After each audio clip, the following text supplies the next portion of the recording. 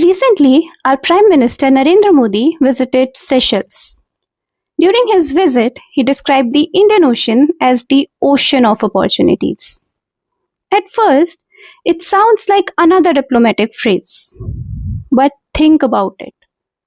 Why are the countries with populations smaller than many Indian cities suddenly receiving so much attention?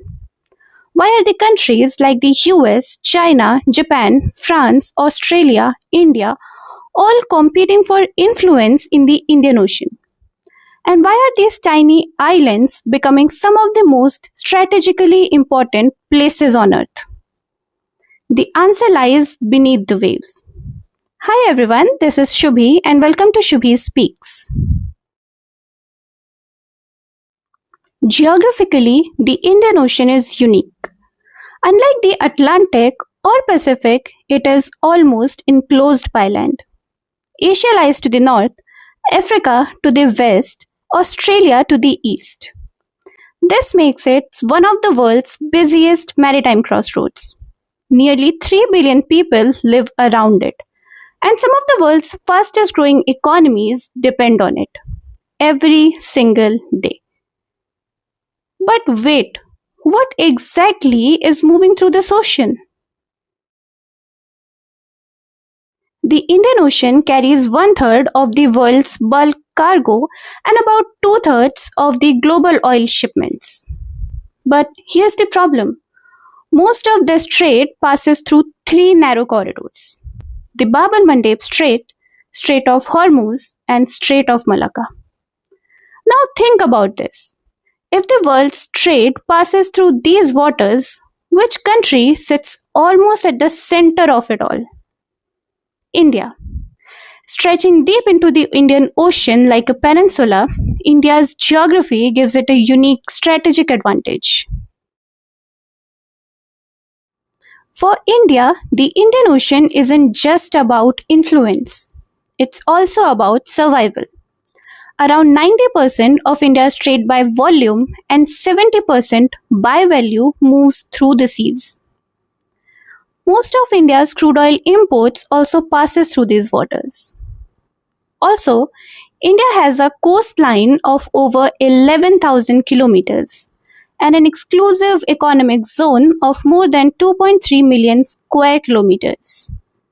Protecting the Indian Ocean means protecting India's economy, its energy, and national security. But there's another reason why India pays so much attention to this region. Its islands. Small island countries like Mauritius, Seychelles, Maldives, or Comoros sit exactly on some of the world's busiest shipping routes. Despite their smaller size, they control vast exclusive economic zones, which means access to fisheries, marine resources, strategic waters, and shipping lanes. For India, they are trusted maritime and development partners.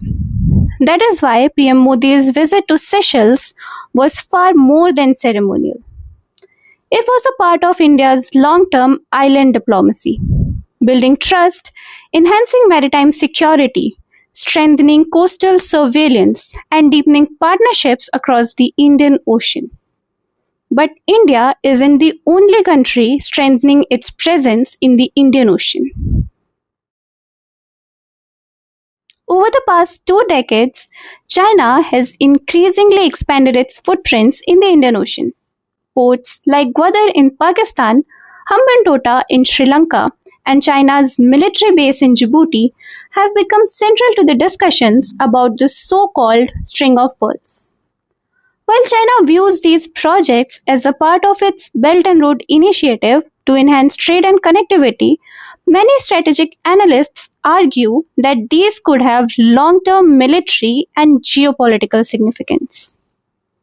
Unlike China, India's approach has largely focused on building partnerships rather than ports. Instead of creating a chain of overseas bases, India has strengthened ties with island nations like Mauritius and Seychelles, expanded logistics agreements with countries like France, Australia, Japan, and US, and improved access to strategically important areas like Duqm in Oman and Agalega in Mauritius. This broader vision is also reflected in initiatives like Mahasagar.